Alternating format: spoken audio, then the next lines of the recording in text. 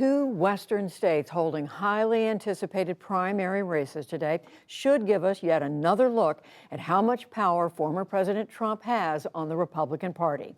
Laura Barone Lopez is following the elections in Wyoming and Alaska, and she joins me now. So hello, Laura. We know you've been on the road, most recently in Wyoming, just last week, looking at this Liz Cheney race. What does it look like for her there? So Liz Cheney is likely to lose tonight because of the fact that that's what all the polling shows. So if she somehow pulls off a miracle, then that would be a stunner for everyone, considering that Republicans outnumber Democrats in the state 4-1, and the Republicans that we spoke to in that state overwhelmingly oppose her. They support her, the front runner right now, which is Harriet Hageman. She's a lawyer and she ran for governor in 2018, and she has the endorsement of former President Donald Trump. And really the dividing line here is that Democratic voters are switching party lines to vote for Cheney because of her work on the January 6th committee and because of the fact that they see her standing up for the truth and confronting Trump and his election lies. That's the very same reason that so many Republicans are voting against her.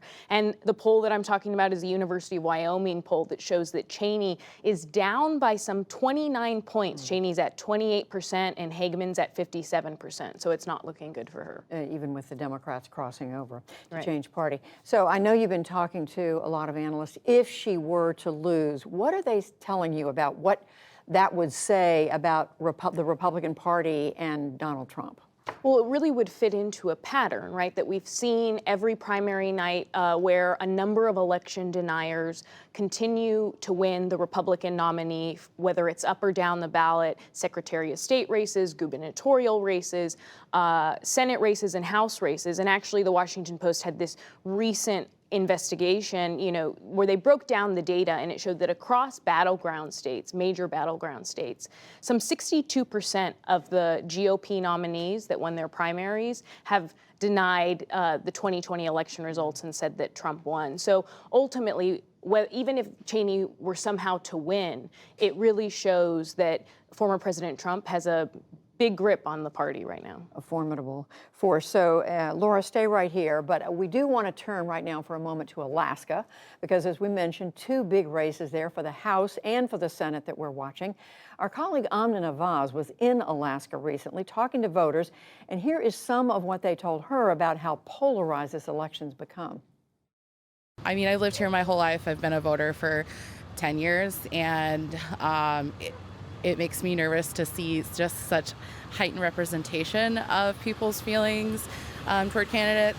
When you get into a lot of this radical, hardcore partisan stuff, I just don't feel like it is good for the country or good for, the average American, or especially the average Alaskan.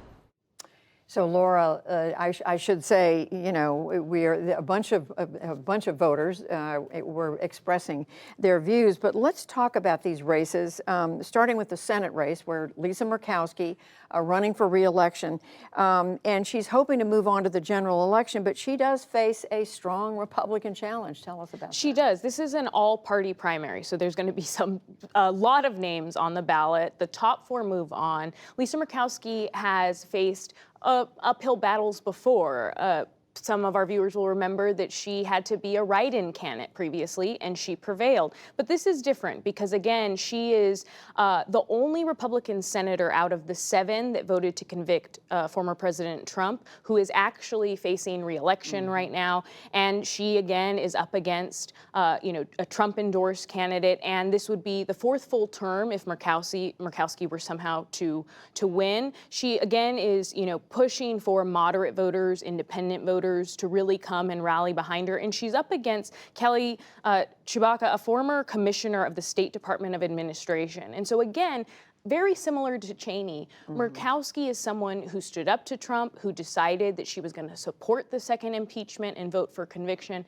And again, she's pretty much being challenged by the former president and by a lot of Republicans who don't want to support her for that very reason. And it has become an issue in that race. And as we mentioned, the House race, only one House seat in Alaska, the House race involves the name we know from the past, and that's Sarah Palin. What does that race look like? Again, so there are two races right now. There is the special election race, which Palin is running in to replace former Congressman Don Young, who passed away in March. And she is up against a Republican, Nick Begich, who is of the well-known Begich family in Alaska. Former Senator Begich is a Democrat, and so he's related to him. And then again, she's also up against a Democrat, Mary Peltola, who a lot of Republicans were concerned that Peltola, because this is in the special election ranked choice, that she could actually